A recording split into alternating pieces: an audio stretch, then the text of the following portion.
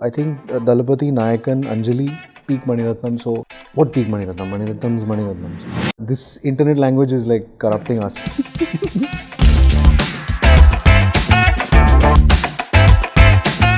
That's where the first time I saw Amir Khan, and we were all lined up to get autographs. I didn't have a pencil, and कमीने दोस्त होते हो, paper भी नहीं दिया. So I think '95 was like a deciding year for me between Rangila and DDLJ. And you're like, oh, Rangila didn't win anything. Then you just took your, you made your decision where you belong. कि ये boss ये नहीं है. Any travel recommendations? Nothing. 4 घंटा track करके वो sunset नहीं देखना है. ताज लैंड्स एंड के बाद भी अच्छा sunset होता है. This huge anticipation around Kamal Haasan having put on weight for the older character, the way he shaved his head off, the way he put stuffed cotton like Brando did for Godfather. All this was discussed. Like, it just made that film sound very special. Better album, Devdi or Bombay Velvet? Oh God. Hello everyone, my name is Hindol and welcome to MUBI presents Beyond Bollywood, a brand new series on Chalchitra Talks which celebrates the very best of Indian cinema. In today's episode, I spoke to the filmmaker Vasan Bala, the filmmaker behind films like Ko Dard Nahi Hota, Monica Oh My Darling and the recently released Jigra. In this conversation, I spoke to Vasan about his deep love for cinema, the films that have influenced him, the music of Ilaiyaraaja and A.R. Rahman, while also discussing his filmmaking process. This video is brought to you by MUBI, which is a curated streaming service dedicated to elevating great cinema from all around the globe. Get a whole year of MUBI for only Rs 12.99 from mubi.io/beyondbollywood. Also, do watch out for a MUBI recommendation from me at the end of this episode. And now let's jump right into the conversation I had with Vasan.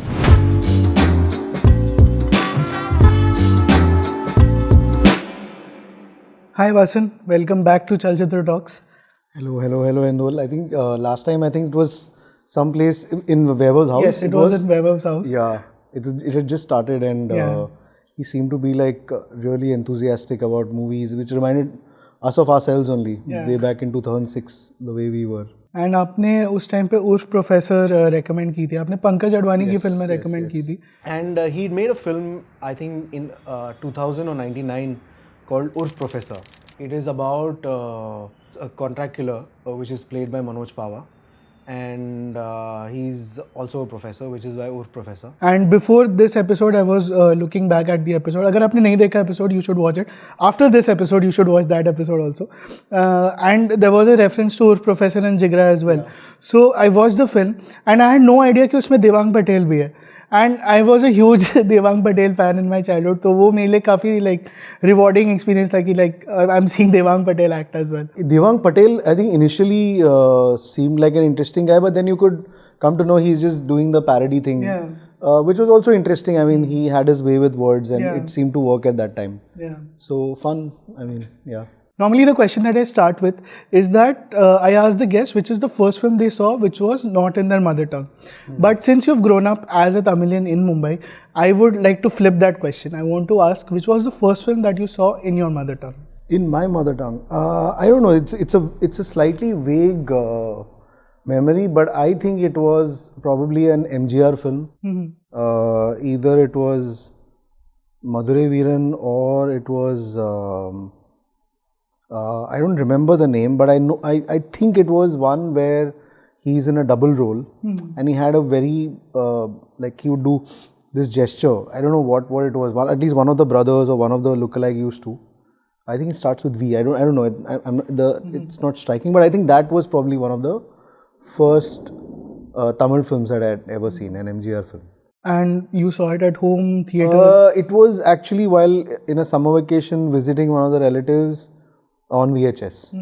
So that's the first vague memory of or specific. I don't know. I can still feel that I was sitting in one of the stairs and the TV was far away and the entire family was sitting and watching. So did you have access to Tamil films growing up? Absolutely. Because I grew up in Matunga. So Matunga is like the Tamilian hub. There is Aurora Theatre which used to screen Tamil films all the time. There was and I think the person who owned Aurora had a VHS store called Cassette Circle.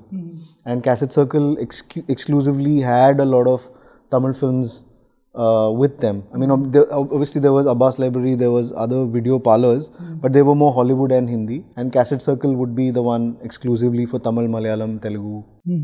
Kannada probably also. Yeah, Kannada as well. And since the 80s was also the time of Doordarshan, where Correct. you were watching a lot of films from different regions without, because आजकल मुझे वही लगता है before COVID that was the barrier, because I got into Malayalam cinema like somewhere around 2013-14. That was the time when Primam, Mustad Hotel, all these films were happening. But I had a very hard time convincing my friends ki, you should watch this film. But after COVID, people are coming back, hey, please recommend more Malayalam films. So I want to ask that from that Doordarshan era, what were some of the films that you had discovered back then? So Doordarshan, the great thing was they used to curate all the best films from around the world. NFDC was functioning. It was giving out funds to filmmakers. Films were being churned out. Films were being released. So that was like a golden age in that sense for alternative filmmaking. And you would just sit in front of the TV without expectations, without having watched a trailer, poster. It was just a film playing. Yeah. And whether it was 2 hours, whether you got the context, whether it was for your age group, it didn't matter. I still remember for many years I was haunted with this imagery of this bride, young bride, who is probably not even 18, sitting at the ghats in Ganga with this guy who's on his deathbed. And I never understood what that film was, but it was a Bengali film, and I saw Shatrughan Sinha in it. It was but I didn't remember Shatrughan Sinha from it, but I clearly remember that visual of that young bride and that guy who's dying, and he's like, before I die, at least let me know your name. He asked the bride. Then later, many years later, I came to know it was Gautam Ghosh's film. I forget the name. Something. Antarjali Jatra, correct. So I think that is what Doordarshan did to us. It wasn't about switching on the TV, searching to de-stress or searching for something that is according to your mood or anything, but they just curated good films, and there was that thing out of the box, and you experience it. That kind of formed the palette for us, at least people like us who grew up in that era, and we were used to subtitles at a very young age. So watching, so language was never really the problem to watch a film. So that, I think, from an early age, Doordarshan kind of inculcated that good habit in us. You also mentioned Aurora talkies in cinema. So this is again a pet peeve that I have. I want to kind of document the single screen theatres of Mumbai, and a lot of them are shutting down. Hemant Chaturvedi did a very nice series on Instagram, which is called, which is about the dying single screen cinemas of India. So I want to know, like, which were some of your go-to single screen theatres back then, and what were your memories? So first was obviously Aurora talkies. Then a little ahead in Sion was Rupam. Then if you went to Dadar, towards Dadar, there was Chitra. It's still there. Then there used to be Badal Bijli Barkha, but then by the time I grew, it shut down. Then in Worli, it was Sachinam, Satyam, that was there in Worli. Then obviously Regal, New Excelsior, Metro, Sterling, Eros, those cinema halls were there. And then Chandan very later in life, actually. In college, then I discovered Chandan very late, because anyways it was Western Line, Matunga se kafi dur. But this was around our periphery. These were the cinema halls that were there. Chitra is still there. Aurora is in shambles. Rupam has now become a multiplex.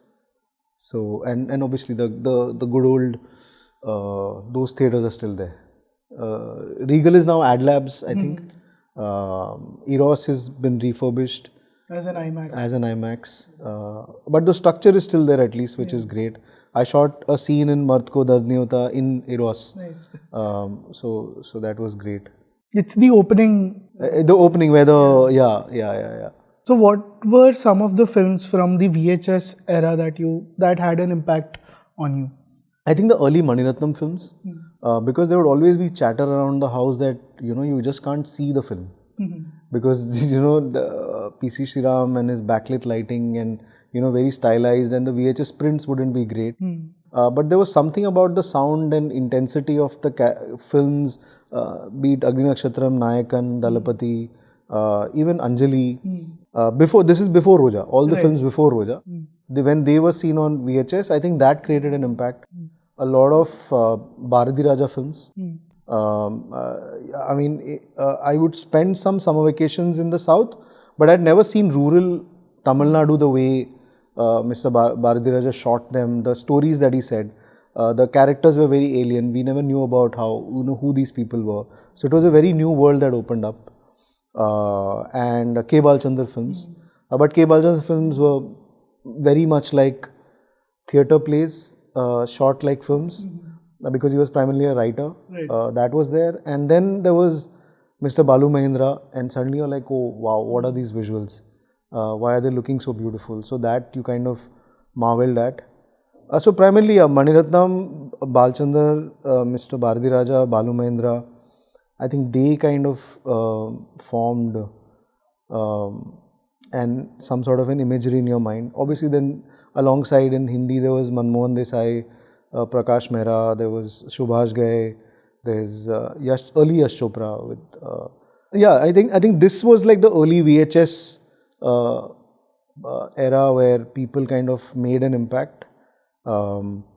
We little later, I think you started discovering Hollywood primarily through Arnold Schwarzenegger, Sylvester Stallone, Jackie Chan and Bruce Lee. So, these were your in, and then you get to Chuck Norris and Bruce Willis, and so initially it's just that. And then later on you're like, oh, Godfather happens, and then Taxi Driver a little later. So then, then it keeps expanding in that sense. But early on it was the Tamil films and the Hindi films of the mid 80s that kind of created, or to late 80s created some sort of an impression. I've always wondered that when these films were coming out, Nayagan, Dalapati, then what was the reaction, the initial reaction to those films like? Because we have all obviously seen those films much later with a legacy, okay, these are important films, you have to see this. But as a first time audience, what was that experience like? So the first time when I saw it, obviously I couldn't see much because it was a really bad print and it was also shot in a very stylized, underexposed kind of a way, very minimal lighting, which was very new for cinema in that sense. I think also there was a larger than life myth around Varadaraja Mudaliar because we grew in Matunga, so we all knew about him. So there was that curiosity as well. Obviously everyone's a huge fan of Kamal Haasan. And even I clearly remember during those days, the process of acting was spoken about so much. The way he'd put on weight for the older character, the way he'd shaved his head off, the way he'd put dentures or stuffed cotton like Brando did for Godfather. All this was discussed in all mediums, be it magazines, be it interviews, all this was happening. So there was already like this huge anticipation around Kamal Haasan having done The Godfather and having gone fully into a process. We were too young to understand method acting and all, but the chatter was there around Nayakan, and which kind of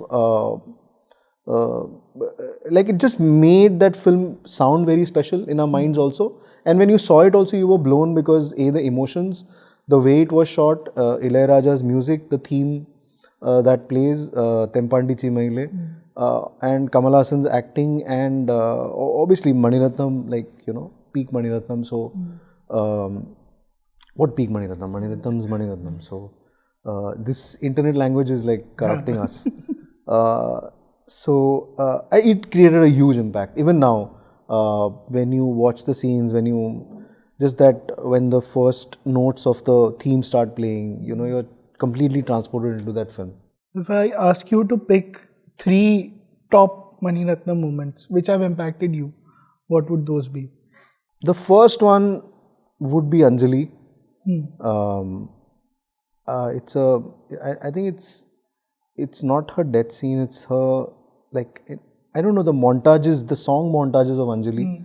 I always remember it as a really bittersweet memory because there's so much joy of being like childhood and the way the kids were dancing to Ilayaraja songs, and there was a sense of celebration also in one part of it, and one part of it is like an extremely tragic film that you've seen.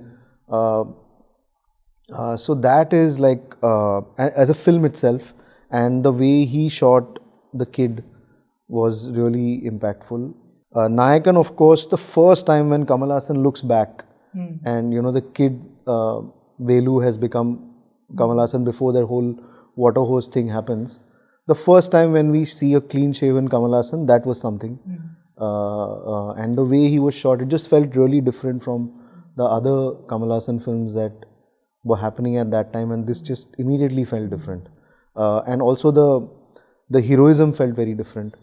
And he's beaten up by the cops, and he comes back, he's thrown off the jeep, and this kid, very curiously looking. The kid is not affected by the grossness of the violence, but it's just a very curious kid wanting to know this guy in pain. He just takes a little blood off his face and just sprinkles on the kid, and that moment becomes like a lighter moment in that sense. Like the kid is curious to know, but he knows he's not in that much pain, and it just becomes something else. And that, because you're not expecting something like that, so that will always remain in my mind.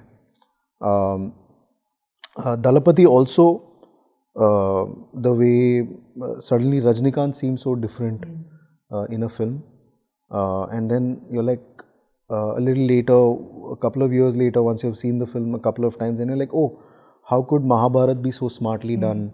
Obviously, it was done as Kalyug as well, which was also an incredible adaptation of it. But the same Mahabharat, but treated so differently from different point of views, and how different filmmakers can take the same material and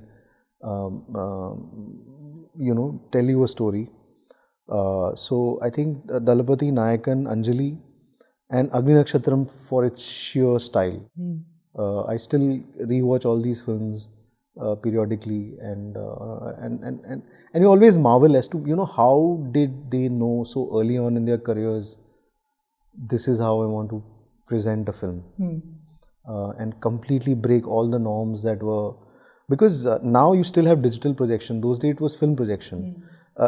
Even now, like 100 years of cinema, and your cinema halls are not calibrated. You shoot something, and your DOP or you or your editor, you enter a screen and you're like, oh God, this is not what we shot. But for that time, when it was projected on film, to have the guts to shoot a film the way they did back then, and to project it and make, and people kind of accepting it also, it's a big deal. Yeah, you still wonder how they managed to do that. What is the conviction, or what is it that told them to do this, or approach cinema this way? And again, we can't talk about Mani Ratnam without mentioning two of his biggest pillars. One, Raja sir on one hand and Rahman sir on the other hand. So, what are some, because we can't also not talk about Mani Ratnam without a song picturizations, and I have a big complaint with him if he is watching this episode, that the way he used to shoot songs earlier, I think that has kind of receded in his filmmaking, that songs have kind of become a part of the background score now, and he's not doing like a song sequence as such. So which are some of your favorite like song picturizations from a Mani Ratnam film?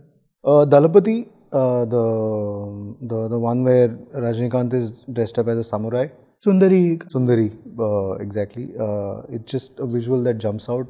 Like, where is it coming from? And years later, you see how PS1, PS2 is like a tribute to Kurosawa and his films. And you could see that, he was always there. In fact, even the locations that you see in PS1, PS2, they have all been there in some Mani Ratnam film or the other, yeah.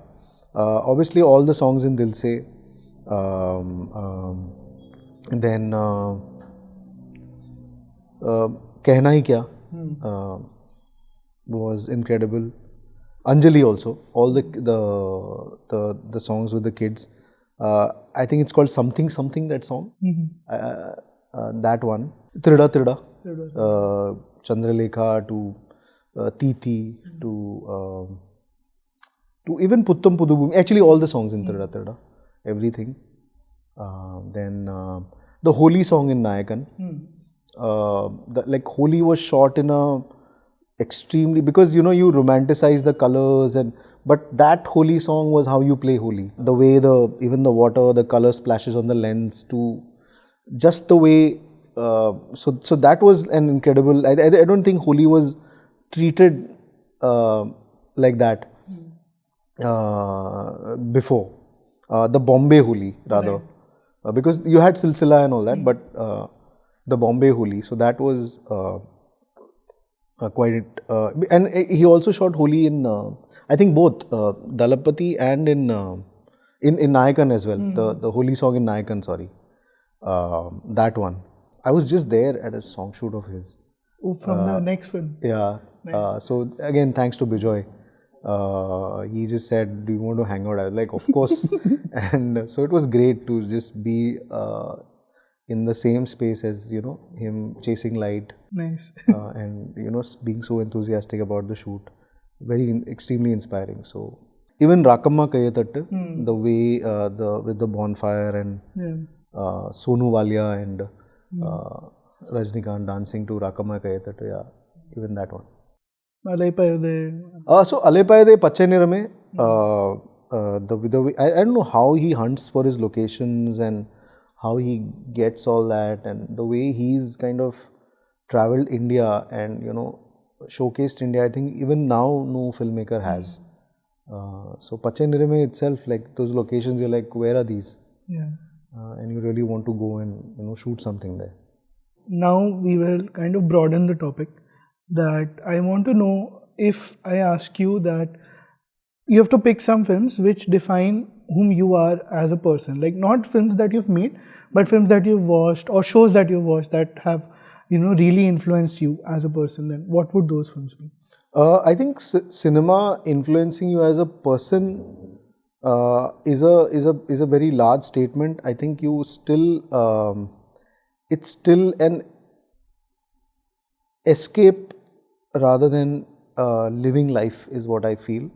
Also, it kind of is a shield to hide behind and to express yourself in a way which you can't be in, obviously, your real life. So it's more than who I am, more it's the duality of me. I think it helps me live a double life. And after a point you start blurring your real life, you start running away from it, and you just want to live in that other life. But I think it's that push and pull that keeps happening. So I don't think it can be condensed into any particular list of films that, because cinema as a larger umbrella is probably that umbrella that you want to shield yourself from. And it's very strange, even though it's infinite, it's that very intimate umbrella you want to be under, and then you don't want to venture anywhere else. So as you keep growing older, it's very easy to find refuge in it when you're much younger, and you can just be immersed in it 24/7. But then the push and pull of life so that's also an interesting thing, wherein how much of life then I can bring into cinema, because initially you're only bringing cinema into your life, because that's the only comforting thing. And then as you keep growing older, it actually becomes a two-way process. So I'm still fighting that duality. I'm still don't want to grow up, but it's a constant fight. So I don't think couple of films can decide what kind of a personality you are. It's rather a state of mind. But this is the grown-up realization, right? It is a grown-up realization. If we go back a few years, and if we ask like a younger version of you, it's like, when you're growing, you think you're going to be a cricketer or an actor, right? And then around 14, 15, 16, you realize dono nahi hai. So I think with cinema also, it's very primal in that sense. So you think you're Jackie Chan, you think you're Bruce Lee or Shiva. It's very primal, aggressive, आजकल जो popular हो गया alpha notion of yourself, because in the real life you're not reinstating yourself at all in any situation. So in your mind you're probably that. So that doesn't shape you, but that is the refuge you hide under. Like, oh, you see yourself in it's more than relatable, it is more aspirational in a very primal kind of a way. So probably initially those days it was that. Then I didn't relate to the frothy once that. So I think 95 was like a deciding year for me when between Rangila and DDLJ, and you're like, oh, Rangila didn't win anything. I mean, when awards used to matter and all, at least as an audience, as a consumer, and then you just took your, you made your decision where you belong.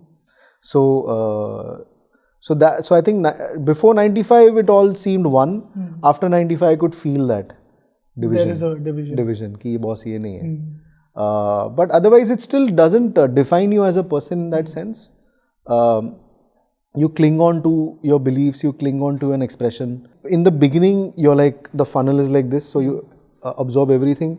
Then you again become very specific, and then again you have to open up because you've gone too specific and too rigid, and then you keep opening up. So I think cinema in that sense is because you just can't keep, sounding like the old singers or directors ki aajkal melody nahi banti and all that, so you have to open up your funnel again and keep absorbing. So I think it is more the process of how you're interacting with cinema rather than just a couple of films that you think define you. Because also I'm even when directing actors, I'm very afraid of actors who come with very elaborately written backstories. Like he or she loves the color purple, or loves a certain dessert, having it in a certain way, or when you become too specific with characters and associate them with colors and with a dress sense, and you just box those characters, and especially when actors come prepared like that, that's like the worst kind of preparation. So I think with cinema as well, you don't need to become so rigid. Because the first time when it hit you in a wholesome way. It wasn't just one thing. It was that entire, like, you're just searching for other films. And also the interesting thing is all sorts of genres gave you that sense of wonder and surprise. It was, even if you even watched like Singing in the Rain, to if you saw a Gurudutt film, to if you saw a Jackie Chan film, a Bruce Lee film, or a Kurosawa film or an Ozu film, it just hit you in a similar way, and which is inexplicable because if I put myself as a character and define myself with certain things, it is not that, because all that gave me joy. So I cannot exclude anything, or because it's a more like an inclusive process. The funnel analogy made me remember a meme. So it's a bell curve. So उसमें age के हिसाब से bell curve बना है, where the first half is a guy crying says Tarantino is underrated. So top पे था Tarantino is overrated. Then a much older guy saying Tarantino is underrated. So it's like a whole life curve that happens. Tarantino thoughts. Obviously, I mean, he took over cinema like I think it is his love for his things, and that over the period have kind of respected it a lot more, that it is, being a cinephile is not about watching everything. It is about being in love with what you have seen, and you have picked and adored and celebrated your taste and your time with cinema. And I think that is like a really valuable lesson, because you don't have to be in a room to talk about who knows more or who knows better. Obviously have your opinions, have very strong opinions, but it is about what you love. And that, I think, is cinema in that sense, of your love for it and your need and want to express it in a certain way. So I think that is a true cinephile, rather than the one who is hoarding stuff or who's seen the most, or that doesn't really matter. It's your love for what you have seen and experienced, in the most purest form. Pure also is a very broad stroke word in that sense. What is pure? Like, but that is maybe more authentic is the word. Maybe I'm looking for, wherein you're expressing it without being elitist. Elitist or trying to make an impression. Actually, it is not an attention-grabbing thing, but it is the only way you can be.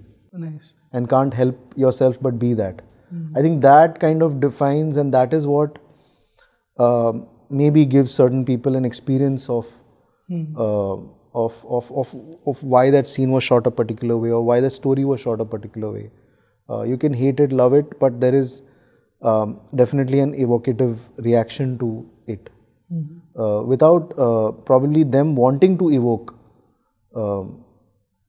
So I think that is what hit everyone at that time. When you saw it for the first time, you're like, "Ye kya hai?" And then obviously the theories, and then him also being so articulate and vocal about what he likes. So he gives a very clear, articulate insight into his thinking. So which is also adds to the myth and the legend, and obviously where he comes from.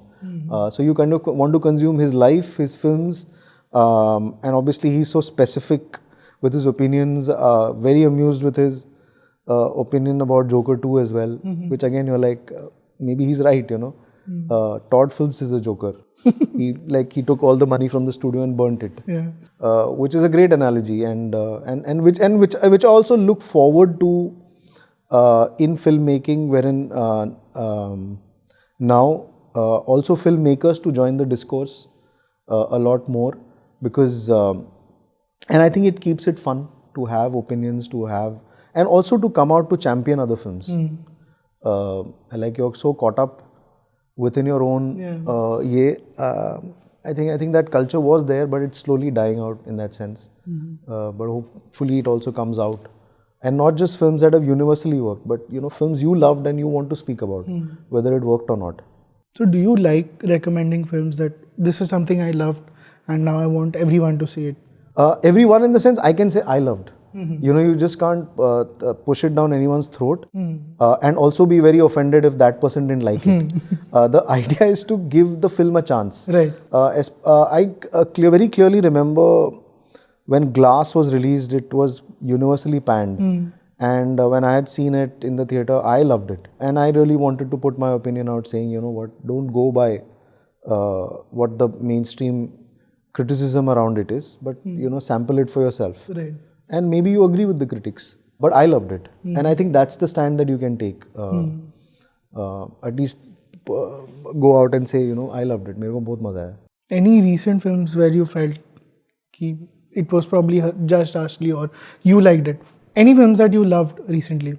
I think we should have all seen Payal Kapadia's film in the theatres, but it is still running in theatres. Yeah, so please watch it. At least wo kar lo. नहीं तो again this dies out. Again, I mean, how many such films come with so many laurels? I mean, it's not happened in 30-40 years, or maybe even more.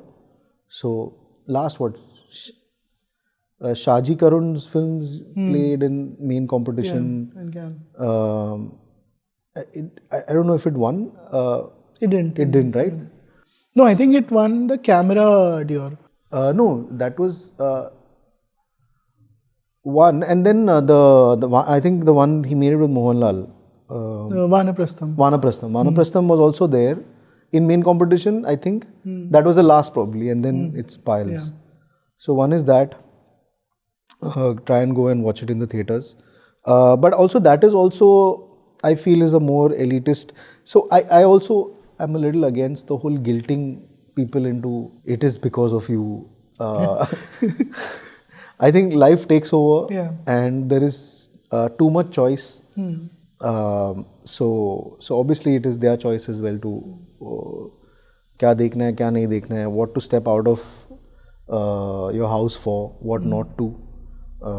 So I'm also a little against that whole guilting of pointing your finger at the audience and you deserve all that. So I think they're too smart. They know what they want.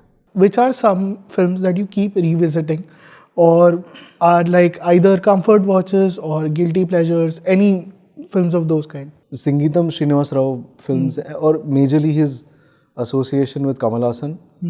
Those I think I kind of left out. His other films without Kamal Haasan as well, but with Kamal Haasan particularly because those were the films which I was introduced early on, one is Appu Raja, Aburo Sagodargal, there is Pushpak, there is Michael Madna Kamarajan. I think his association with Raja Parvai, which I think was made after Scent of Woman or before Scent of Woman, we should just have a look. I think before Scent of Woman, but after Sparsh. Yeah. So that I think him. So I keep revisiting Pushpak. I somehow want to make something, not a silent film, but the way he dealt with. So there's Pushpak, and after Pushpak, I think it was Parasite. I think the way class, the socio-economic structure, the way it was explored, I think these two films, especially Pushpak for me, because we also come from a middle class, lower middle class environment. My father worked in Tata Oil Mills, which was in Shivri. He used to ride a cycle. His shirt wasn't always prim, proper white. There's always grease on the collar. So I kind of, so when I saw Pushpak especially, it hit you in a certain way. It's almost like how the Appu trilogy versus Mahanagar of Ray. Right. Mahanagar hits you a little different, at least for me. Right. It hit me a little more different. It's also a film of his that I revisit a lot more than the Appu trilogy. So likewise, Pushpak, I think when you really are not sure where are you in the class structure, कि pencil तो ठीक है, school भी ठीक है, food है, shelter है, clothes are enough, but you're not really sure where you stand in the class structure. And I think growing up, it matters a lot. You constantly keep reevaluating yourself, looking at other people's shoes, looking at other people's clothes, looking at other people's houses, the amenities they have. I think Pushpak somehow spoke really highly. So I think, where did we start this? Comfort. So Pushpak is that film which kind of takes me back. Obviously all Mani Ratnam films, the early Subhash Ghai films, and actually not Karma or Karz obviously, but Meri Jang. For some reason, Meri Jang seemed like a really intense film. I thought Anil Kapoor was incredible in it, and Javed Jafri. We never experienced something like that. Right. Either it was Shami Kapoor's dancing or Shashi Kapoor or Mr. Jitendra doing his thing, and Bachchan with a lot of swagger. But then when Javed Jafri came, it just felt very different. So I think maybe Meri Jang in that sense is a comfort watch. Enter the Dragon, Return of the Dragon, Armor of God 2, Operation Condor. I don't know why I keep going back to that. Then Dil Se, I think we all keep going back to that. It's not a comfort watch. Yeah. But comfort watch is probably all the Die Hard, the first one.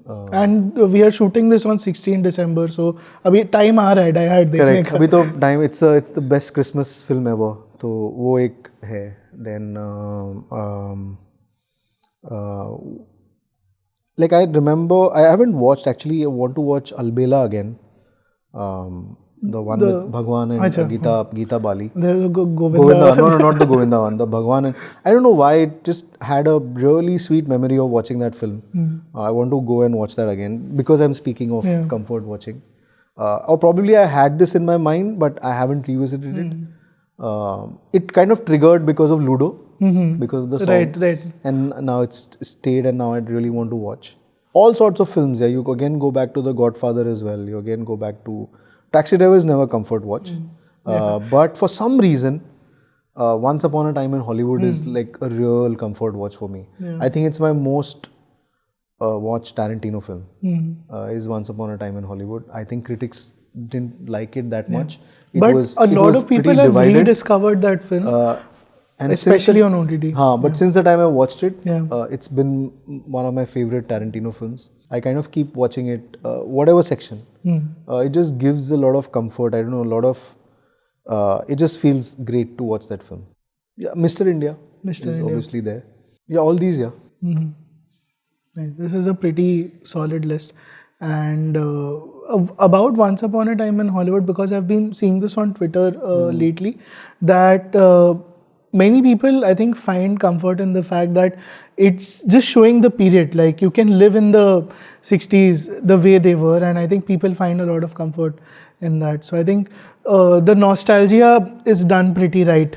Yeah, and also because of TikTok, B, this whole series and binge watching culture, everything's taken over, wherein everything needs to have purpose, everything needs to keep the other thing moving. It's almost like a machine that you need to have with storytelling, with narrative, which kind of it broke with two of the biggest stars saying, you know what, let me just get them and let me just see them driving around, listening to the radio. Right. And I didn't mind that at all. Yeah.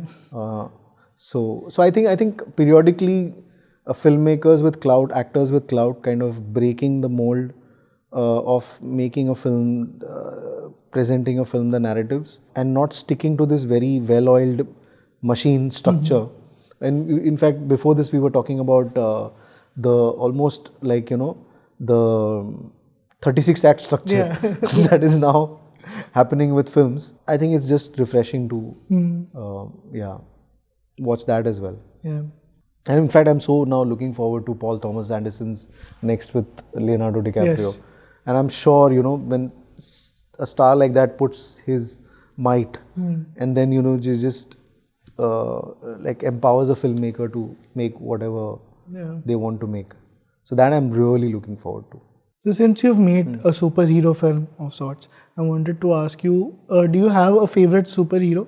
And if yes, who is your favorite villain? Interesting. It's an obvious answer only, because it was always Batman. Superman, obviously, because you grew up with, but then you realize Batman is the real deal. Yeah. And because now Penguin's going on, it's a very interesting exploration, but I'd also loved what, I'm talking about the movie adaptations of Batman. I had also loved what Tim Burton had done with the Danny DeVito's version of the Penguin. In fact, I'm a huge fan of what Tim Burton did to Batman. I think in between there was a problem, and then Nolan came and kind of balanced it out. Matt Reeves also did a great job, but I really am a huge fan of the early Tim Burton versions of Batman, and I think Michael Keaton was just incredible in it. So I think it would be Batman. Spider-Man 2 obviously is the crowd favorite. Yeah. Even now, if you watch, you kind of shed a tear. So Spider-Man 2 seems like the perfect superhero adaptation. I think it's still those, it's still what they did in late 80s, early 2000. It still holds so well, especially Spider-Man 2 and the Batman Begins, Batman Returns, and the first Batman, the Tim Burton one. And favorite villains? Favorites villains? Yeah. Doesn't have to be from superhero universes, in general. I think not a big fan of Zack Snyder, but what he did with the Watchmen material, I think the material was already so strong that no matter what he did, it held. Yeah. And it kind of complemented the style that he was going for. And that film was filled with villains. So in the superhero genre, I think Watchmen was pretty cool. Yeah. I've shown the opening sequence of Watchmen to a lot of people. I just randomly show it to people that this is something I keep revisiting. It's too good. Yeah. So maybe that the entire film and all the characters in Watchmen, like everyone as a villain. Since there are so many Easter eggs and references in your films as well, and you do them very well, what are some of your favorite Easter eggs that you've spotted in films? I can just say the first time I discovered for myself what is a homage or an Easter egg is when I was watching The Mask. I think that was the first time when Jim Carrey makes a Tommy gun out of a balloon and says, "Say hello to my," or probably no, in Ace Ventura he shows the skunk and he's like, "Say hello to my stinky little friend." Say hello to my stinky little friend. I think that's the first time I came to know about, oh, this could be done. Yeah. Like you can just swim within cinematic universes and things completely out of context can bridge two films together. Yeah. So I think that is the first realization of it. I'm not talking about the Naked Gun series because they were supposed to be a spoof on films. But Ace Ventura, I thought the early ones were like an interesting way of. It was, I mean, obviously it was ridiculously comical, the film, but like just getting Scarface into Ace Ventura just seemed like a great idea. And the Tommy gun scene made me remember the Bombay Velvet climax, where you were also there. Yes, got hit, yeah. Yeah, Bombay Velvet, we had a great shoot, yeah. So the memories of making the film was always amazing. Yeah. No, I have a great memory of the film because that उस time में मेरा वो cinephile वाला वो art चल रहा था, तो I was like that person who was fighting with everyone कि नहीं watch this film, तुम लोग क्यों ऐसा अच्छा picture नहीं बनता. So I took my friends and we went to watch the film. It was a heartbreaking. Yeah, it is always. Yeah. What was the extended cut actually like? This is a fan question. This has nothing to do with I think all of Anurag's extended cuts are his best work. Like I've seen the extended cut of Gulal, even No Smoking, the 2-hour 45-minute cut. It's more than what it includes. It is more, even if his films are like thrillers, it just needs that time, a little bit more time to breathe. But then when commerce takes over and then you have to cater, अरे समझाना भी है, अरे समझ में नहीं आ रहा है. In all that, a lot gets lost, and you don't watch the film in all its like glory. In that sense, only Devdi kind of just fits in correctly because whatever was released was like you didn't really miss much what was cut out. Wasepur, because it was part 1, part 2, so great. But I do felt like Gulal could have been just like a 3-hour film because of so many characters and even the 2-hour 45-minute cut of No Smoking. So Bombay Velvet, likewise, it would have just, see, this was the fate of the film, right? It would have just been a lot more breathing space to the film. Like you don't force a pace to a film. Sometimes just because it's noir or just because it's thriller or just because it has action, it doesn't need to keep cutting faster to the next event. You can stay in a moment, you can stay and it'll find its own audience. But because there was so much budget that was pumped into it, so then everyone becomes insecure and everyone thinks making things fast is the answer, which is very stupid. Because then it becomes nobody's film, and that's the sad thing. When you invested so much into the craft, then it at least let it be someone's film. And if the someone is the director, it's the best. So then, and if it was left to Anurag, he would have released the 3-hour cut, and it would have been beautiful.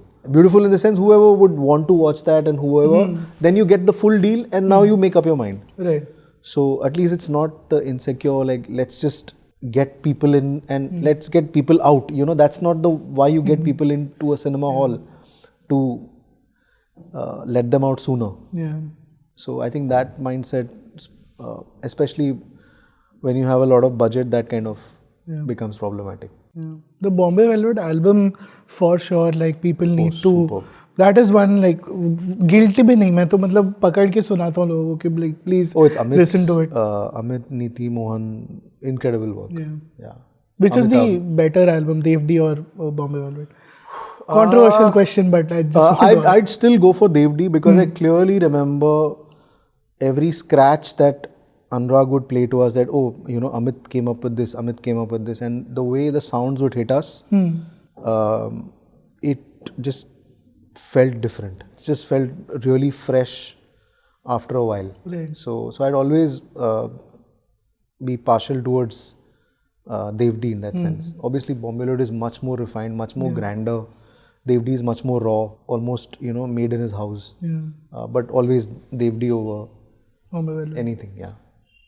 As an experience. One technique or lesson that you've learned from Anurag sir? I love the way he uses sound in his films actually, and especially how with his editors he uses sound to move from one scene to the other. That is something that I really love and try to use as well. Do you have any like particular It's example? just a basic audio overlap, but obviously you shouldn't be doing it in everything. But how he seamlessly merged him and Shweta and in Vasepur actually. And the other example is Black Friday. I mean, with Aarti and Anurag and what they did in Black Friday, and with Shweta and Anurag, what they did in Vasepur. You kind of with sound, you indicate what is going to happen, but you're left with the visual of the previous scene. You're left with the emotion of the previous scene visually, but audio-wise, you've moved ahead. And there is that in-between space that you're left with, where you're moved on and yet you're behind. And I think it's like a really nice space when it's done right. And you're moved ahead in the story, but you're also left with the emotion or the point at which those 5-6 seconds or 3 seconds or whatever, they just seem really magical. And that is what cinema does. And it's very primary form without its gizmos. This is probably the best special effects in that sense, because in real life you can't really manipulate audio from video. But here the way it merges and the way you split time in that sense with the use of audio and video, I think that just creates a magical effect. Even Prerna loves that. Prerna who's edited Jigra and she was also part of Bombay Velvet. So that I really love, and she also loves, and we kind of try and keep using that. Since you've also made a lot of short films, I wanted to ask, do you have any favorite short films? There's no favorite work and all in that sense, because every short film's like a learning, because you are excited to run in with such low stakes. Short films are really low stakes. The only time the stakes are really high is when you are in a group with other filmmakers who are showing their short films. In an anthology. And you're just praying that it's not the worst. Yours is not the worst, or at least people don't perceive it as the worst. So that's the only point of anxiety. But other than that, I had fun making most of the films. But if you talk about anthology, I really had fun making Spotlight. That was a great memory, because we were all holed up in our houses, didn't know if we could travel, make films anymore, and then during the pandemic this kind of came about. So it was really fun making that. Also Geek Out was a fun thing, because very Sin City. It was just fun to push oneself and see.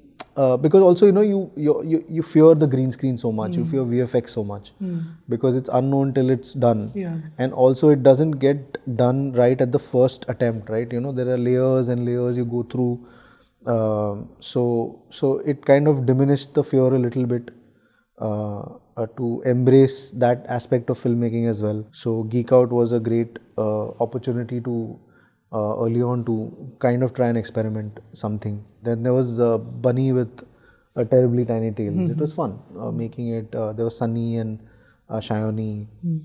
We just went. Avinash shot it. Avinash Arun shot it.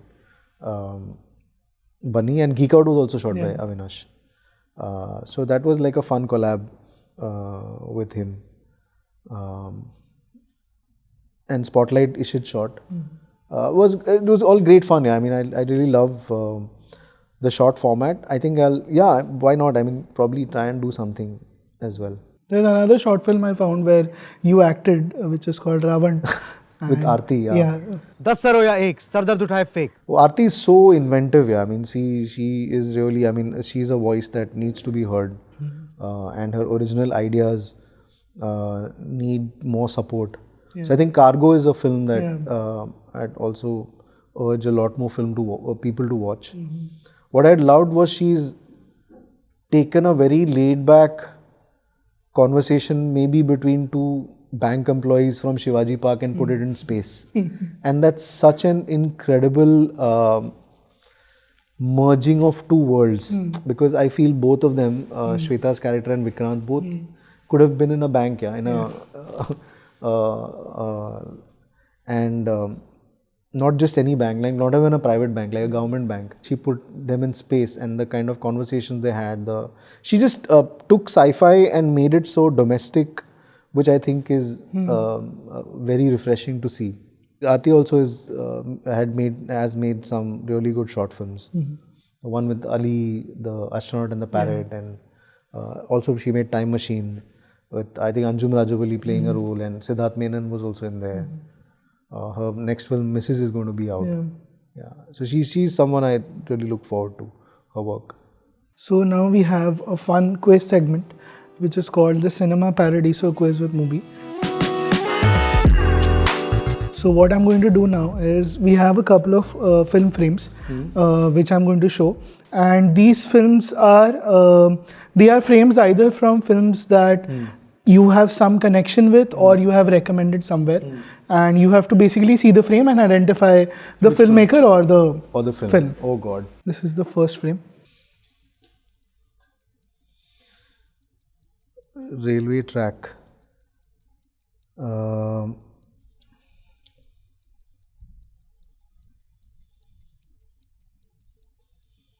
Is this Gulal? No. This is not Gulal.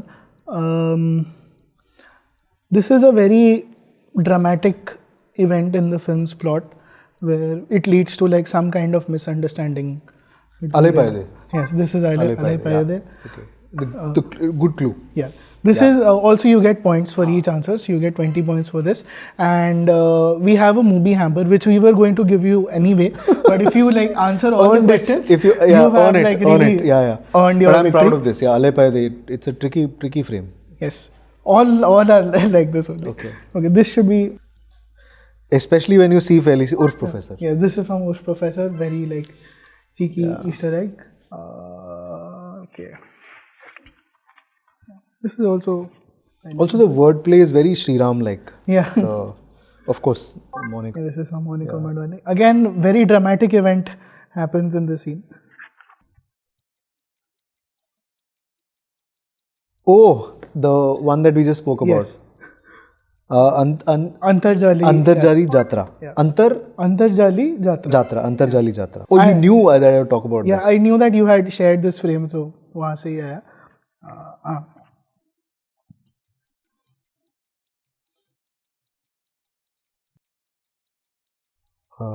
Interesting. Clue? This scene is where a particular character comes to a place for the first time. Satya? Not Satya. Okay. Not Indian film. Not Indian film. Character comes to a particular place for the first time. Is it Hollywood or otherwise foreign? Asian. Then is it not Enter the Dragon? Way of the Dragon? No, not Way of the Dragon. Asian. And he spends the entire film in that place. Asian film. Oh God, my hamper. Wait. Can I have 2 more clues? Okay. Asian film spends the entire time in that place. He's come to learn something. 36 Chamber of Shaolin? Yes, this is 36 Chamber of Shaolin. Also, you can watch on MUBI. ठीक है, मतलब ये बहुत ज़्यादा tough था, but ठीक है. Yeah. But good clues.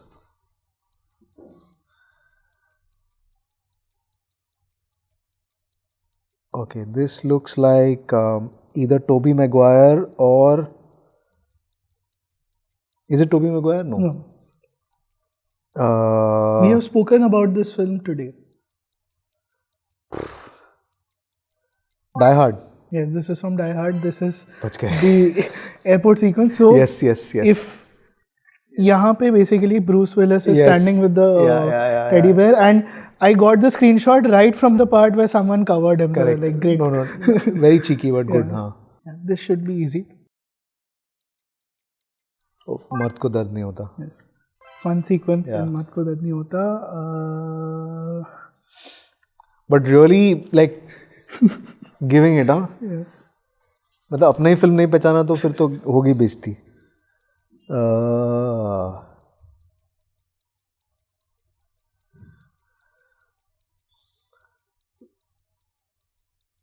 Graveyard. Any clue? This is a very dramatic scene in the film where, and it's like in the beginning only of the film, where a character promises another character. Oh, this is Enter the Dragon. Yes, this is the graveyard scene. Yeah, the sister scene from Enter the Dragon. Okay, this might be difficult, so I'll give you a clue right away. This is the first film of a very important filmmaker. First feature film. Because it's black and white, is it following? Yes, it is following. Oh, Yeah, which you can watch on MUBI. बच गए. This is a fun frame. Ooh.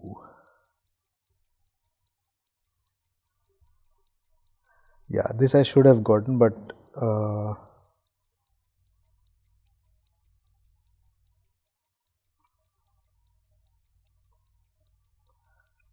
Asian? No. Not Asian. Indian तो नहीं है. नहीं, Indian नहीं है. हाँ, Indian तो नहीं है. Yeah, say anything. So you see 3 kids उनके हाथ हैं, and this is from the ending of the film, and ये 3 बच्चे शुरू में भी दिखते हैं. Like these are the only 2 times you see them in the film. एक first time शुरू में दिखते हैं, फिर अब ये end में दिखते हैं. And there is obviously another kid who has something to do with these 3 kids. It's too specific to not get it. Yeah. So it's a little embarrassing to not get I this. discovered this film out of your recommendation. No, but still, it's very embarrassing that I'm not able to get it because it's so specific that ये नहीं बताया तो फिर. It has to do something with some book. The film has something to do with a book. Never ending story. Yes. This is from the ending of Never Ending Story. Oh God. Okay, अब एक easy frame करते हैं. कभी हाँ कभी ना. Yes, this is from the opening of Kabhi Haan Kabhi Na. Another easy frame. Jigra. Yes, this is from Jigra where Manoj Power comes back. And actually Johnny To and John Woo are on the currency notes. Nice. Yeah. This might be difficult, but try करते हैं. This is from Adaptation? No, this is from a short film by another important filmmaker, and the reason this frame is there is because A, you've said in many places that you like this filmmaker, and B, the short film is available on MUBI, so I've kept it. I'll give you more clues. Because I thought this is from adaptation where one of the Asian. Oh, this is Bon Joon's first what is it called? White Trash. No, first short film. Yeah, I'll give it to you. It's called Incoherence. No, Incoherence नहीं. कौन सा वाला है? This one is Incoherence. But Bon Joon's. Yeah. But its first short film was. No, this is not his first short film. It's but one of his graduation short film. Okay. And very again genre subversion वाला पूरा. Correct. No, even his first short film, I forget his name. The name. But it's called White something. Incredible film about a guy who gets a finger, and that finger I think has a ring or something, and he carries it. Nice. But yeah, Incoherence you can watch on MUBI. तो पता चला, filmmaker तो पता. This is my favorite frame, and this is the last question for today. Oh.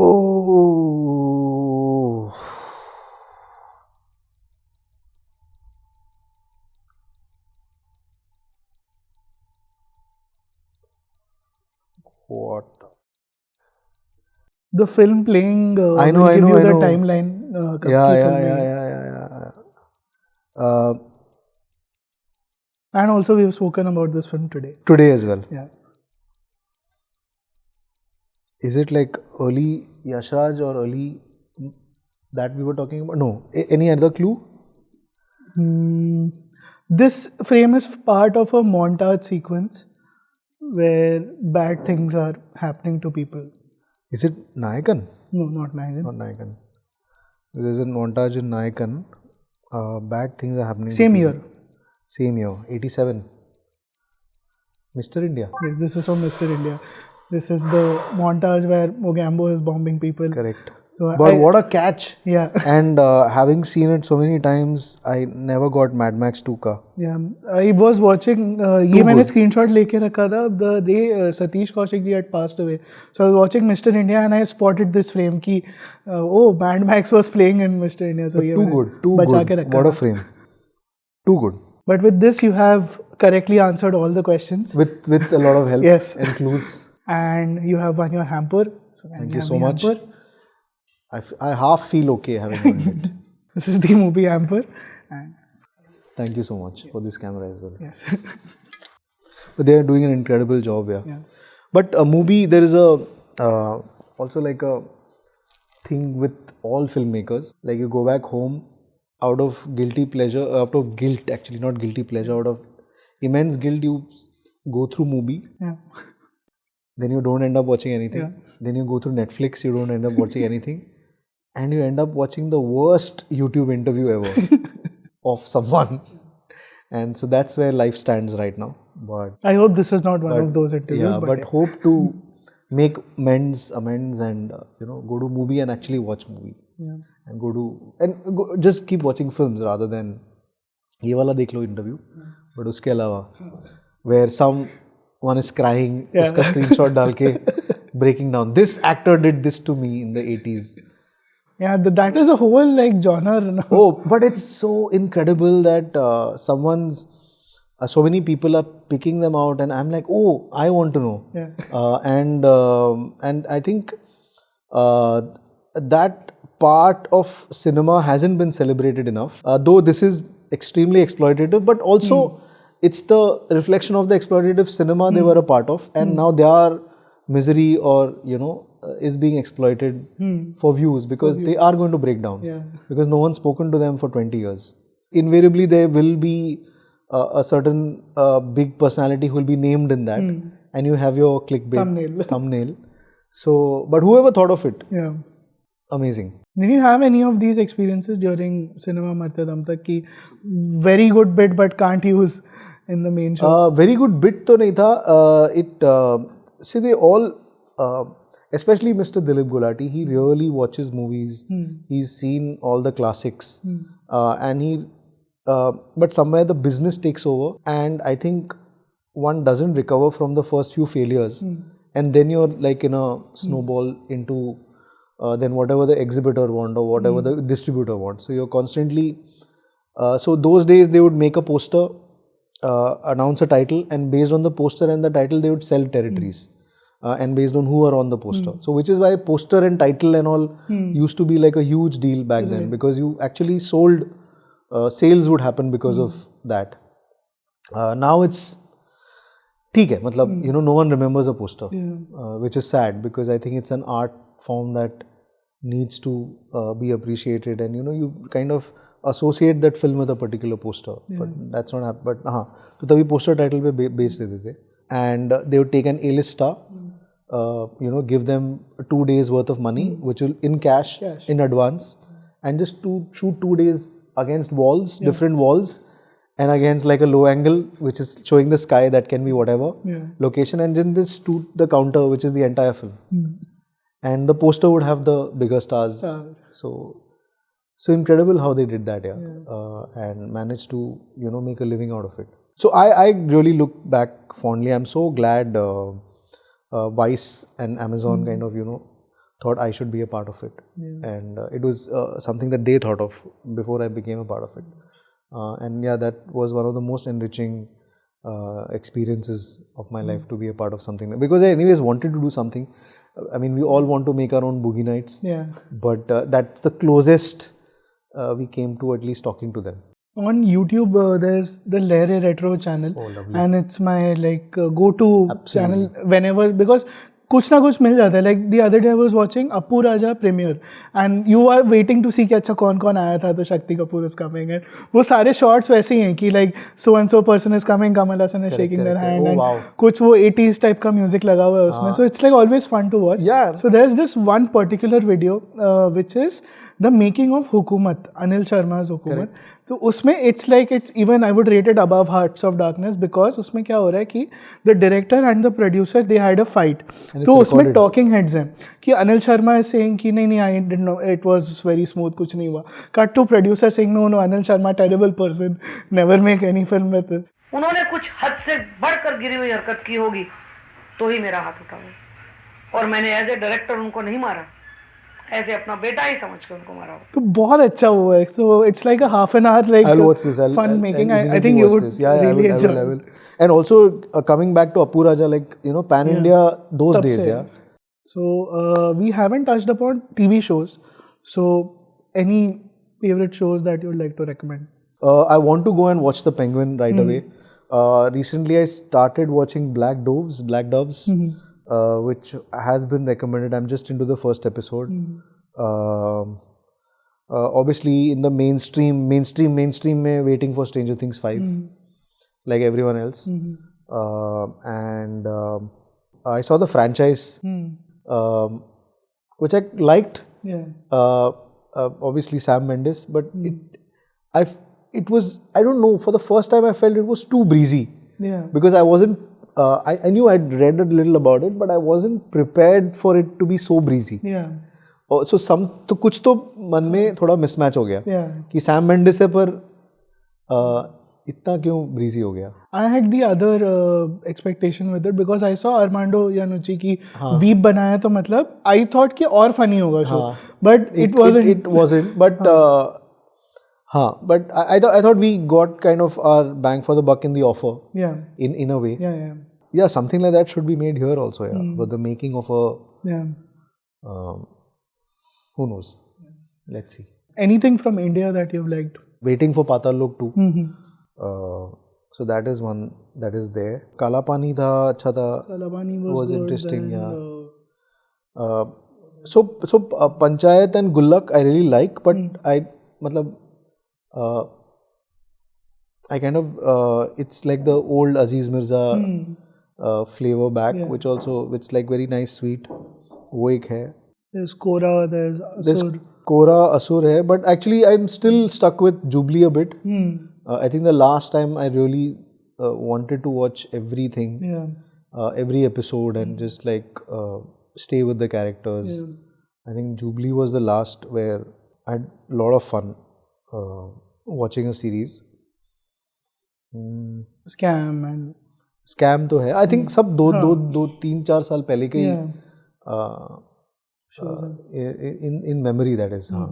Penguin you all have watched? Penguin I'm watching it currently. I am a huge fan of the Matt Reeves Batman जो उन्होंने किया था because he brought the masala flavor back into Batman. तो मेरे को काफी and also the fact that actually he's primarily a detective. You know that aspect kind of remained a little elusive in the earlier. Just him walking amongst the police and that real lovely back shot and then you know just being with the police and being an ally that kind of was missed a bit.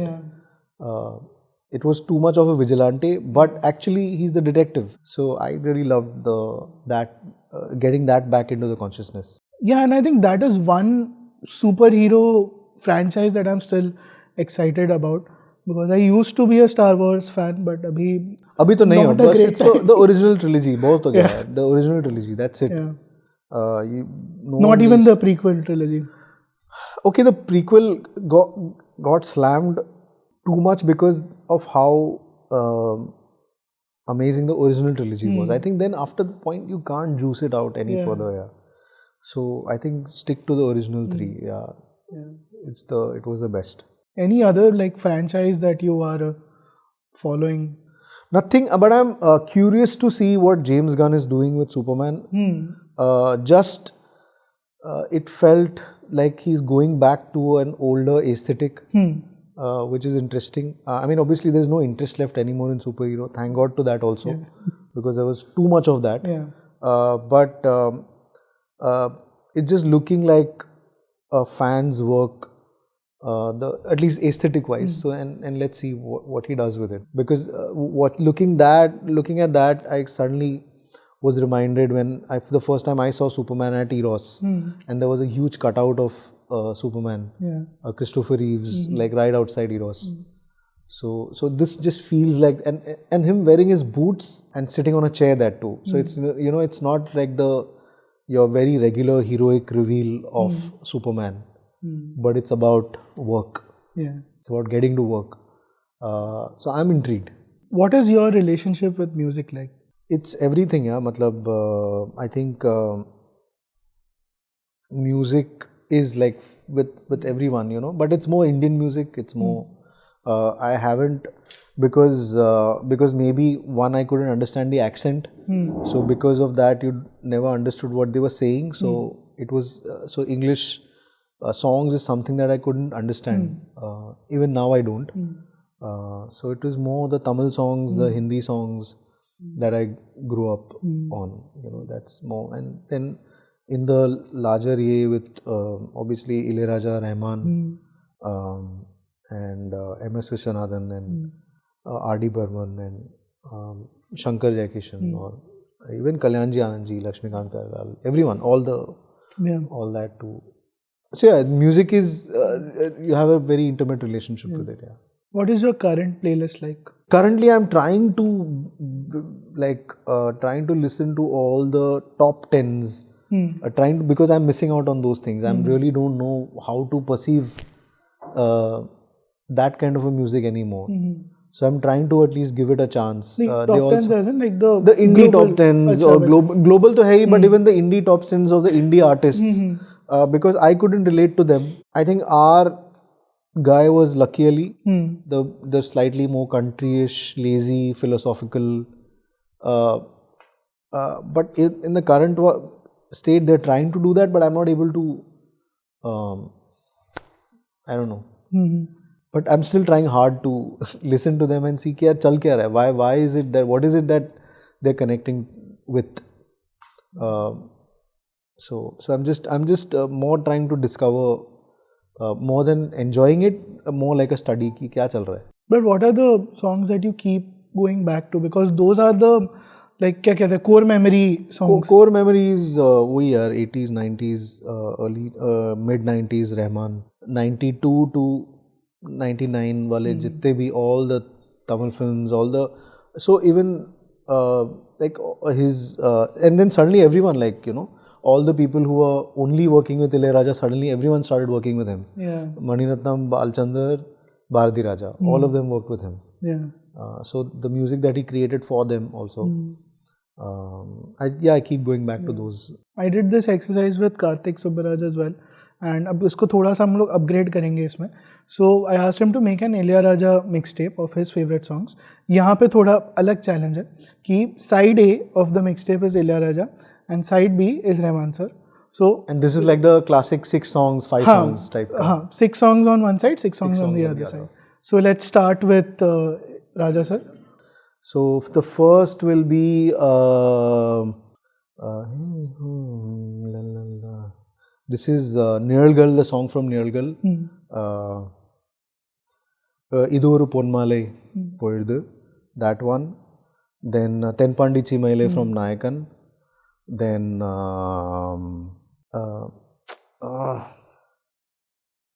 this one, which is that song, yeah.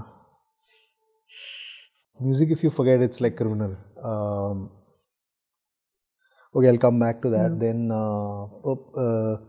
this one, the song from Ninevelam Nitya, Panivirum Malarvanam, that one. Then this song from Rajaparvai, which is आप कर सकते हो, Google कर सकते हो. यार नहीं Google नहीं करना यार, ये सब तो म्यूजिक है. We can try singing. थोड़ा याद है.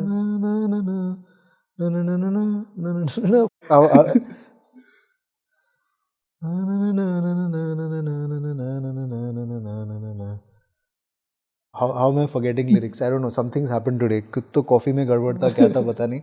अंधी मड़े पुड़गिरदु. Oh God. And I think I'll end it with Rakamma Ka Ye Tattu.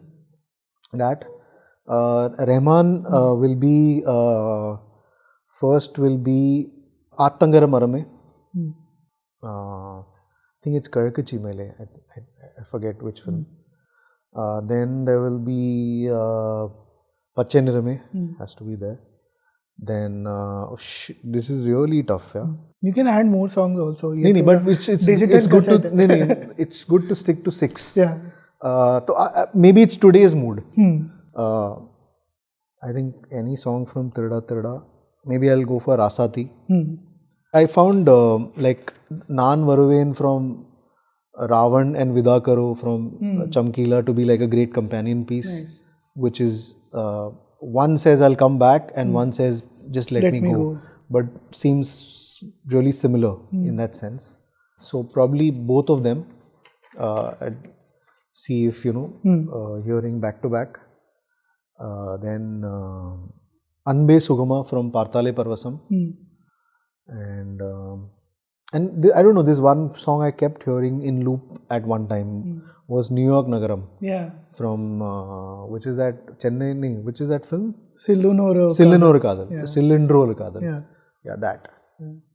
And maybe round it off with maybe Gurus of Peace. The one with Nusrat Saab and him. Yeah, maybe that. Gurus of Peace. I was going to ask you कि underrated we have एक दो recommendation. Gurus of Peace है. Then in the same album Tauba. Tauba was a great song. Mubaraka from Bombay Dreams. Yeah. Sukhwinder, incredible song.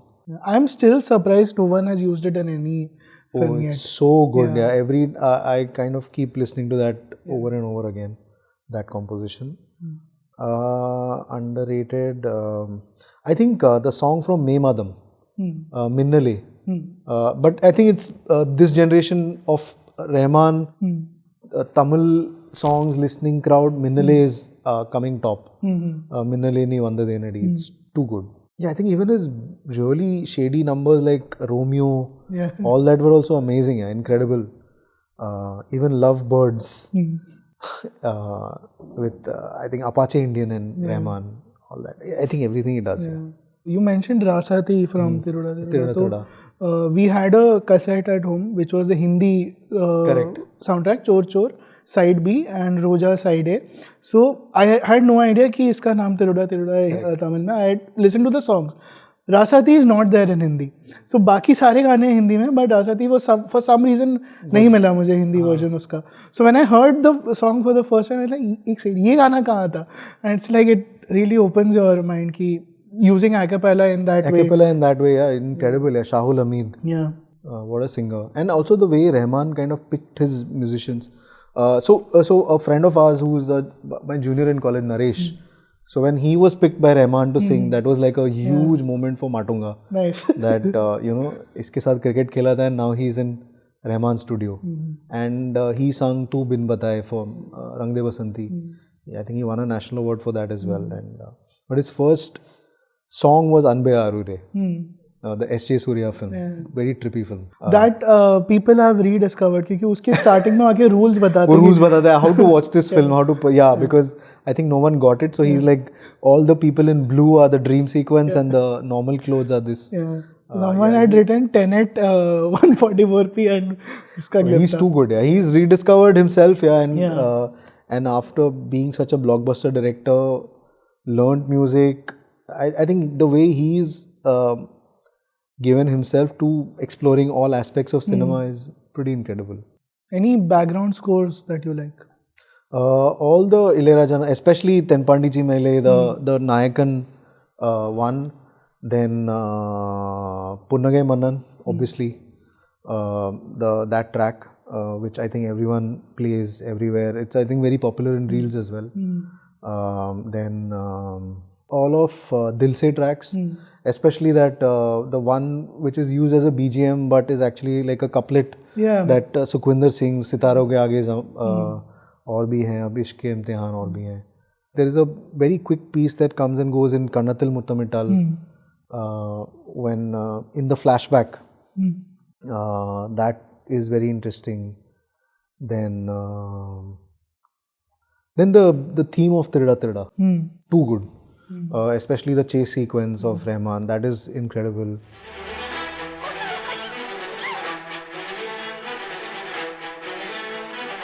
Very orchestral and big. I mean, there are so many. I mean, we keep listening to it. In fact, Achint and me, we really trip on all of Rahman BGMs.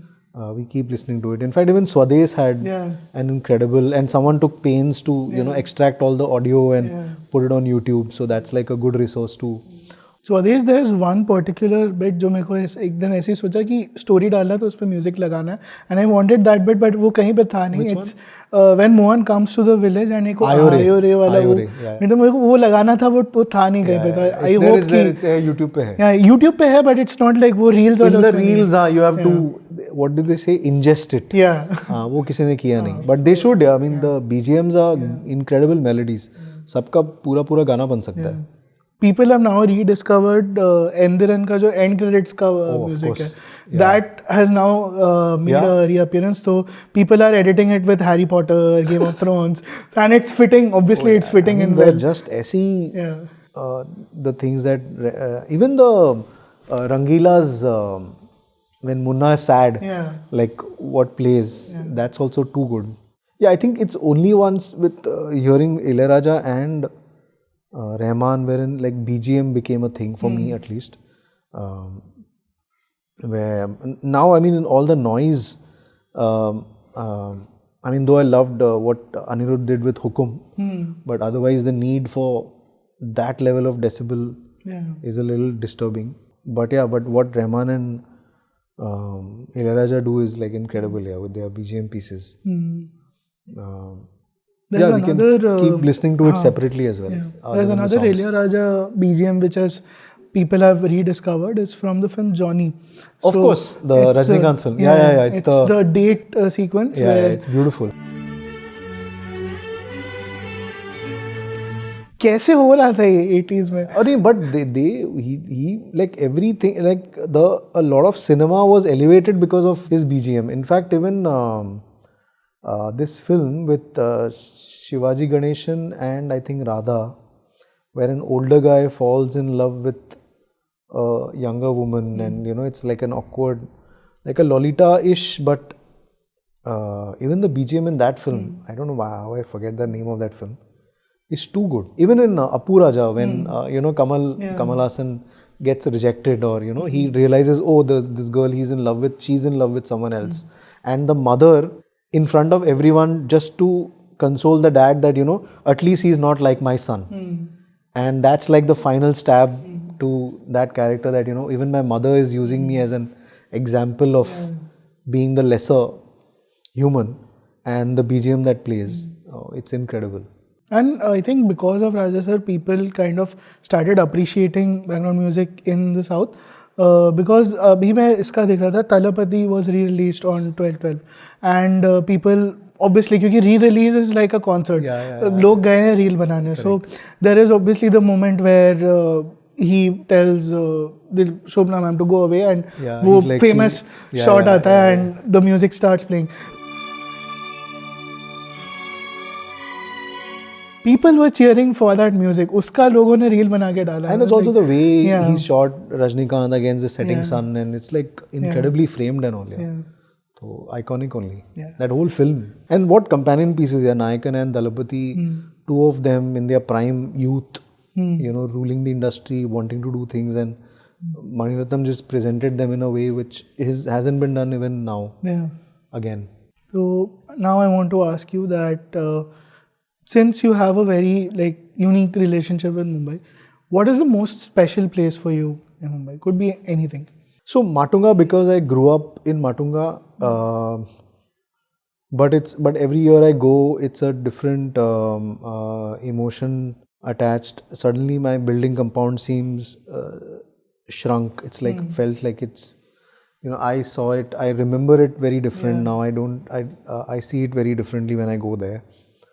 All the lanes in Matunga. I think Matunga, I find it difficult to go back now after my, my father's no more. So I don't know, I find it very difficult to go back to that house. It's just too much emotions rushing in. So I don't know, interestingly, I don't find that comfort over there. It's like very bittersweet going back. So it's obviously, but it still will be the favorite because I grew up there. Then South Bombay, because that Sterling, New Excelsior, Eros, like just rushing for the film and just like leisurely walking out, just discussing the film with the friend. Those lanes will always be special. I think these two places. And I think Mahatma Gandhi swimming pool in Shivaji Park. That's where I learned swimming, and that's where the first time I saw Amir Khan. So that was the first time I saw a Hindi film being shot. He was shooting for Love, Love, Love. And I saw Gulshan Grover and Amir Khan, and that was like a huge high. And we were all lined up to get autographs. I couldn't get an autograph. I didn't have a pencil, and kamine dost hote hain, paper bhi nahi diya. Then I saw a 4 square ka packet and tried to get an autograph, but by the time Amir Khan had left. So Mahatma Gandhi. But I hear it's become really fancy now. But it was like an Olympic-sized pool. So Love, Love, Love was shot there. Gurudat had also shot there. Mr. and Mrs. 55. So it was like an iconic place where a lot of films were being shot. Tabhi. So I don't know, maybe that, because I happened to also use the pool and films also happened around, so maybe it felt. And also Matunga at one point of time was like a K.N. Singh used to live there. And my father used to say that Shashi Kapoor would come to this bookstore, A1 bookstore. He would come regularly.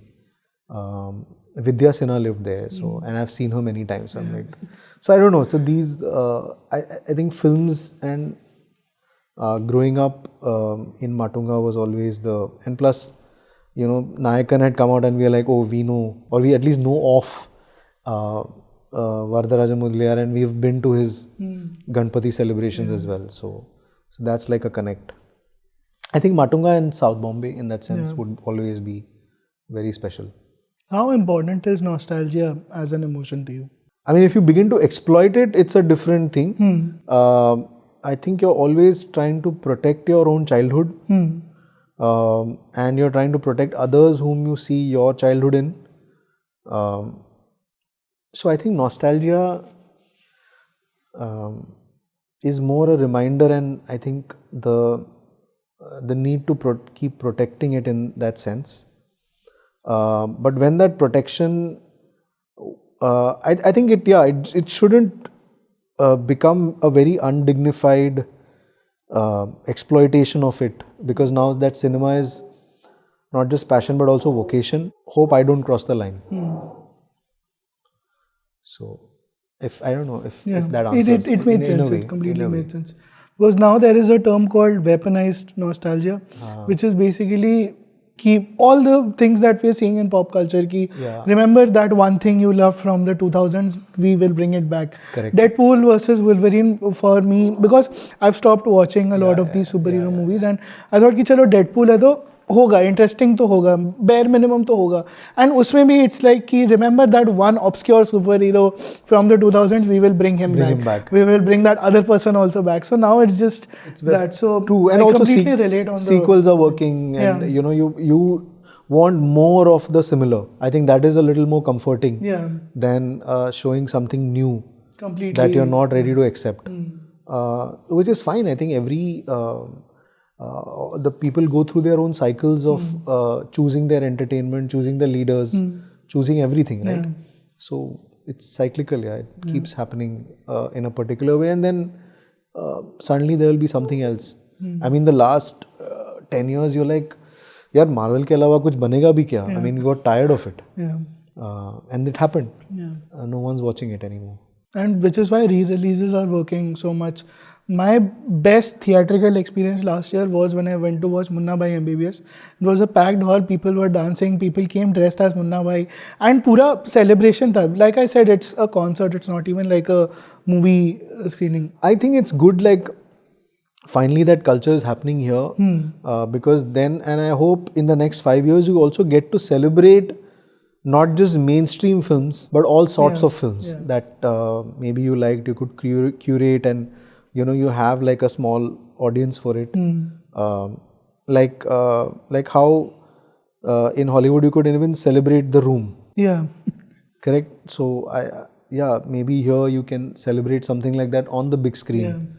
But I feel there is something comforting in re-releases, and if producers can, and I'm so happy for Soham, what he could do with the re-release of Tumbad, or what they could do with Laila Majnu.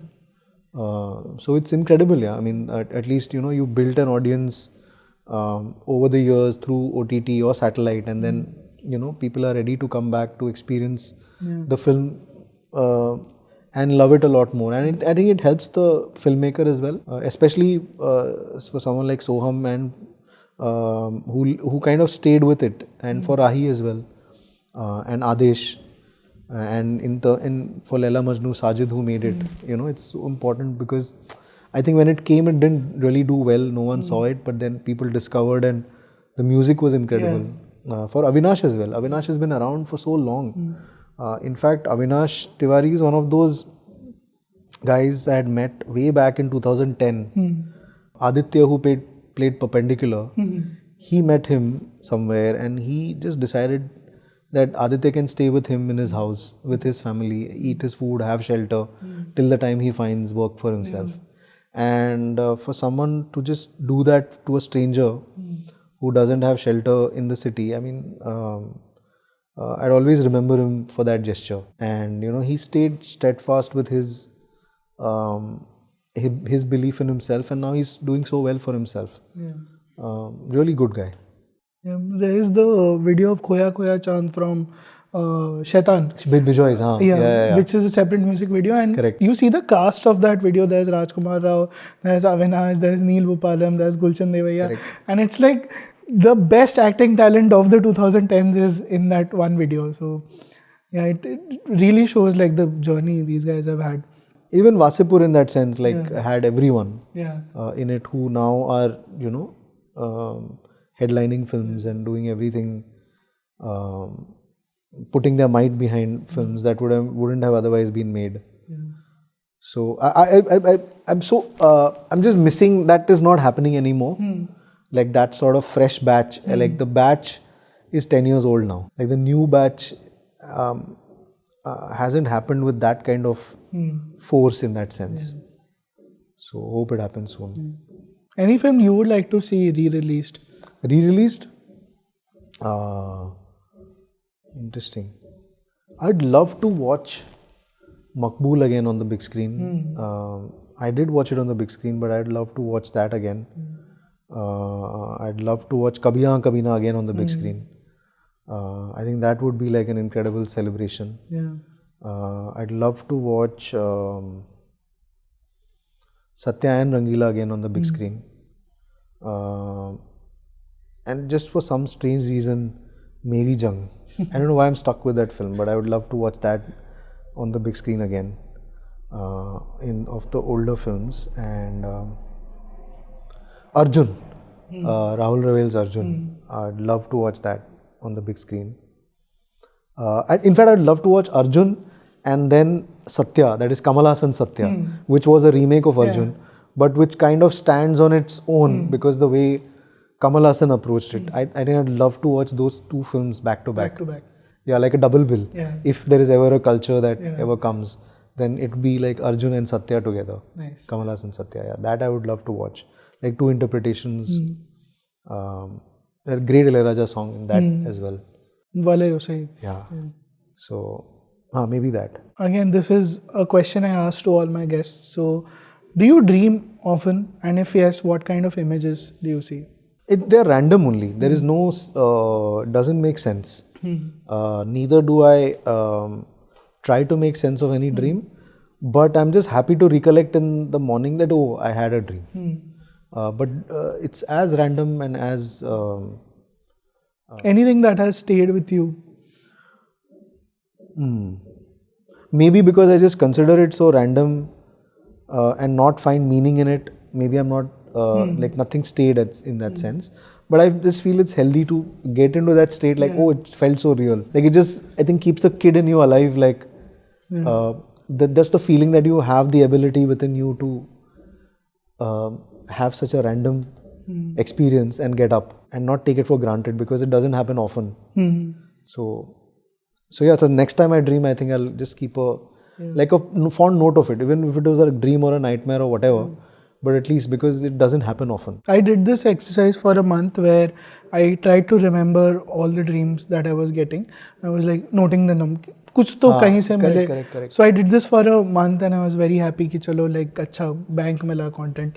And then after that I stopped getting dreams for a very long time. कि मतलब I was not getting anything. I was like shit, should not exploit it. Yeah, yeah, because it's a beautiful thing. Yeah, मतलब कि इतना random, you feel it's so real, and then it, yeah, but it doesn't happen often. You don't want it to happen so often also. Yeah. It's too. I think it'll be too stressful to just be in that state also.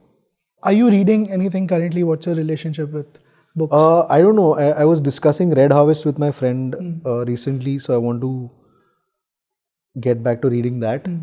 Old Raymond Chandler novels and see. I don't know. I'm in that kind of a mood. Like I don't know, very like back to like detective work. Maybe think of a film in that zone. Right.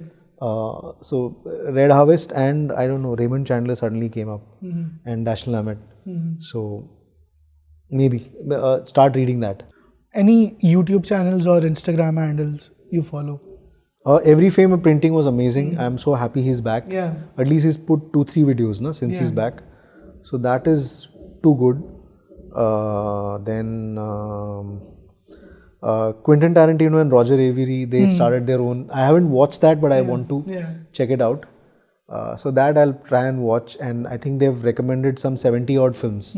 So probably I'll check that out and see. Chalchitra is obviously like a lot of interesting people whom I want to hear, and in an environment that is created for them to speak in a certain way and things that I'm interested in hearing, not just like birthdays or iske saath kaam karke kaisa laga. So these are questions beyond, so which is fun. I really like watching Sucharita as well. Like the guests she brings in, the questions she brings in, very interesting. Next, I want to ask you, what are some of the places you keep revisiting for food? Again, it's Matunga only, yeah. But I don't know. I think my best part of the day is just the breakfast food that is available. Then lunch and dinner, I really don't care too much about. But my relationship with food is not that of being a foodie, but it's more like gluttony, I think. It's not tasteless, but it is too basic and too broad stroke in that sense.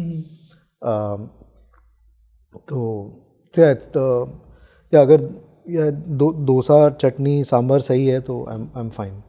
Beyond that, dal chawal is great. Yeah, so like any restaurant? So first is obviously, I've said this before also, Ramashray, Mani's Lunch Home. Then there is Amba Bhuvan, then there is Anand Bhuvan, then there is Sharda, which is incredible. Actually, first go to Sharda only. If you're going to plan to eat in Matunga, just try to go to Sharda first. वहाँ पे अगर बहुत line है तो रामाश्रय जाओ ही मत, क्योंकि वहाँ ट्रिपल लाइन होगा. तो then straight go to Anand Bhavan or Amba Bhavan. And obviously Manish is there. Madras Cafe I like, but because it's so mainstream, so I want people to venture in a little more. And Beyond Matunga अगर जाए?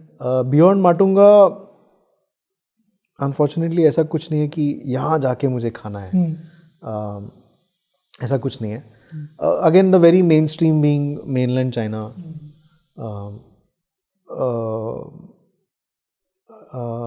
Yaocha in the recent ones I quite liked. If I go to like a shooting spot, say it's Banaras or then the street food, which is again like restricted to breakfast lunch food. I think dinner khana hai karke, there is no dinner khana hai karke, there is never an agenda. But now I'm really, because it's December, I'm craving just that one pit stop to Delhi and eat. Nihari. I'm unfortunately prefer, ऐसा नहीं है कि I've tried my best to eat meat and all.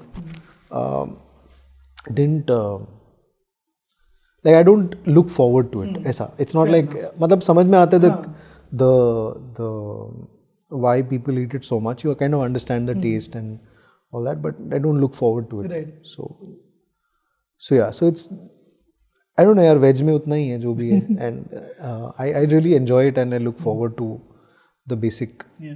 Oh, Any travel recommendations? interesting. मतलब अभी क्या है ना, it's like the most abused thing now. अभी everyone knows every hidden place. Places which are not even hidden Are hidden. called hidden. Correct. So, but now I think everything has become accessible. I think cinema also kind of was a travelogue in that sense, travel partner in the sense which showed you different places which you might never go to. Like I really remember the first, the Pradeep Sarkar music video, Dhoom Pichak Dhoom. And the way he shot Banaras Ka Ghat, I just wanted to leave everything and go. Now you have access, and also everyone wants to go to Japan, everyone wants to do the same things only. So to each his own yaar. Matlab you scroll to Instagram and you have 1,000 recommendations. But I think at that stage wherein I just want to go to a place and sit and not really visit anything. So I'm gearing up to, hopefully I can fulfill that ambition of just going somewhere and just sitting. Do you have any place in mind or Nothing. Anything is fine for me. Again, it's like food only. After a point, the exotica, nor अरे ये देख लिया, nothing. पहाड़ है. I don't want to trek too much for the view. Thank you. वो मैं photo देख लूँगा. मतलब मेरे को 4 घंटा ट्रैक करके वो सनसेट नहीं देखना है. ताज लैंड्स के बार भी अच्छा सनसेट होता है. तो I'm okay with just good weather, छोटा मोटा walks which don't get you out of breath. I'm good with those things. Yeah. Last question. So, any product under 10,000 rupees that you would like to recommend, which really helped you? I'd say the like New Balance 327. 327. I think if you get it, I think you will get it on sale under 10,000. So those are like shoes I really like. I don't know. I just read somewhere this, and or probably I want to buy it also. It was like New Balance 327 Turtle Dove. I love the name they gave it. Nice. So maybe under 10,000 if you get it, buy it. Are you into like this? No, not too much. Before I got into the black hole, I got out because I saw Gulshan. I went to Gulshan's house one day, and now I think it's even multiplied. Yeah. And he was really generous. He gave me a lot of shoes, and I think when I look at those shoes, I'm like, these are amazing shoes. And Gulshan doesn't want to wear them. He wants to give it away because there's no space.